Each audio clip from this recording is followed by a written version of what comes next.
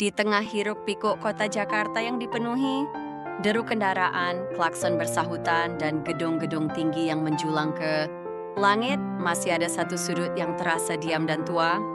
Sebuah rumah kayu 2 lantai, catnya telah mengelupas dimakan. Ia waktu, berdiri di antara apartemen modern dan pusat perbelanjaan. Rumah itu seperti potongan masa lalu yang lupa dihapus oleh arsitek kota. Tua itu adalah milik seorang kakek bernama Abi, pria berambut putih yang wajahnya dipenuhi kerut kebijaksanaan. Cucunya, Lamia, datang dari kota Bekasi untuk menghabiskan liburan sekolah. Gadis berusia 13 tahun itu membawa serta ransel besar, buku gambar, dan rasa penasaran tentang tempat yang hanya diceritakan lewat foto-foto tua dalam album ibunya. Di halaman belakang rumah yang penuh ilalang dan tanah lembab, berdirilah satu pohon kelapa. Tingginya melampaui atap rumah tetangga dan batangnya dipenuhi bekas paku-paku tua. Dedaunannya menjuntai ke segala arah seperti payung yang melindungi apapun di bawahnya dari panas mentari. Beberapa helai daun sudah menguning, namun tetap tampak anggun, seolah menyimpan rahasia berabad-abad. Setiap malam saat jam menunjukkan pukul 9 ketika langit Jakarta mulai kelabu karena cahaya kota, Lamia akan mendengar suara lembut seperti tetesan air yang menetes ke batu.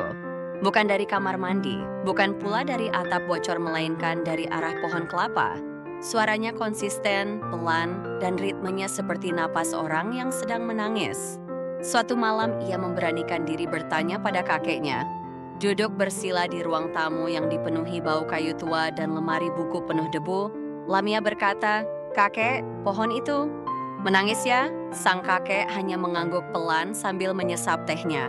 "Itu suara dari dulu, dari zaman sebelum gedung-gedung itu ada, sebelum jalan itu diaspal." Pada malam ketiga, Lamia bermimpi. Dalam mimpinya, langit Jakarta menjadi bening tanpa kabut polusi. Pohon kelapa bersinar lembut seperti dilapisi embun kristal. Dari dalam batangnya, keluar cahaya biru pucat dan suara anak-anak seperti sedang berbisik. Di tengah semua itu, sebuah suara muncul namaku Butir. Butir adalah roh penjaga pohon. Ia menceritakan bahwa sejak dulu ia telah hidup di pohon, itu dari masa ketika Jakarta masih rawa-rawa, saat orang-orang tinggal di rumah panggung dan menggantung lampu minyak di beranda mereka. Ia telah menyaksikan banyak kisah seorang ibu yang kehilangan anaknya karena banjir besar, seorang pemuda yang terpaksa berpisah dari cinta pertamanya karena perang. Air mata mereka, kata Butir, menetes ke tanah dan meresap ke akar. Pohon terkilap menyimpan agak semuanya. "Aku bukan hanya pohon," katanya. "Aku adalah wadah kenangan. Aku menyimpan semua yang ingin dilupakan dunia." Keesokan harinya, Lamia menggali sedikit tanah di bawah pohon, sekadar ingin tahu apakah mimpinya nyata. Jari-jarinya menyentuh benda keras. Ia menariknya keluar sebuah liontin perak, kini berkarat namun ukirannya masih bisa dibaca. Bertuliskan "selalu kembali." Saat liontin itu disentuh, angin berhembus dari arah utara, membawa bau laut yang jauh. Pohon bergoyang pelan, dan untuk pertama kalinya, Lamia merasa seperti dipeluk. Bukan oleh manusia, tapi oleh kenangan yang lembut dan menenangkan. Hari demi hari, Lamia duduk di bawah pohon sambil mencatat, menggambar, dan menulis. Ia mulai percaya bahwa pohon itu memang hidup, bahkan mungkin lebih hidup dari gedung-gedung kaca di sekitarnya. Namun ketenangan itu tidak bertahan lama. Suatu pagi, suara truk, palu, dan pengeras suara mengisi udara. Sebuah perusahaan konstruksi datang dengan surat izin pembangunan.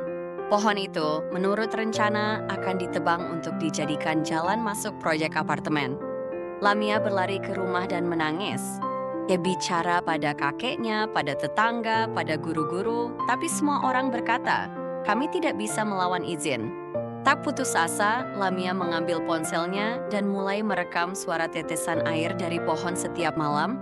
Ia menggabungkannya dengan video cerita tentang Butir, tentang liontin, tentang air mata yang disimpan alam. Video itu ia unggah dengan judul "Pohon yang Menangis Kenangan Jakarta yang Tersisa." Dalam 2 hari, video itu ditonton lebih dari 300.000 kali. Komentar mengalir, "Saya pernah main di sana waktu kecil. Saya ingat nangis di bawah pohon itu saat orang tua saya bercerai. Tempat itu punya jiwa." Media lokal mulai meliput. Jurnalis datang dan duduk bersama Lamia, mewawancarai kakek. Abe memotret liontin dan merekam suara tetesan malam. Pada hari eksekusi, ratusan orang berkumpul. Ada yang membawa poster, ada yang datang diam-diam dan hanya memeluk batang pohon. Langit gelap dan tetesan mulai turun bukan hanya dari pohon tapi dari langit. Hujan turun pelan, dan dari pucuk pohon kelapa, satu tetes besar jatuh seperti mutiara langsung ke tanah. Nah, seorang jurnalis merekam dan berbisik, pohon ini menangis, bukan karena takut ditebang, tapi karena ia tahu akhirnya didengar. Pejabat kota akhirnya mengumumkan perubahan rencana. Pohon kelapa akan tetap berdiri. Seluruh lahan akan dijadikan taman kota kecil bernama Taman Air Mata sebagai ruang refleksi dan kenangan. Butir tak lagi muncul dalam mimpi Lamia, tapi setiap kali ia duduk di bawah pohon, ada angin sejuk, ada bisikan, dan ada rasa damai yang tak bisa dijelaskan dengan kata-kata. Dan kini, ketika matahari terbenam dan lampu kota menyala satu persatu, satu tempat kecil di Jakarta tetap mengingat masa lalu di bawah pohon kelapa yang menyimpan air mata semua orang.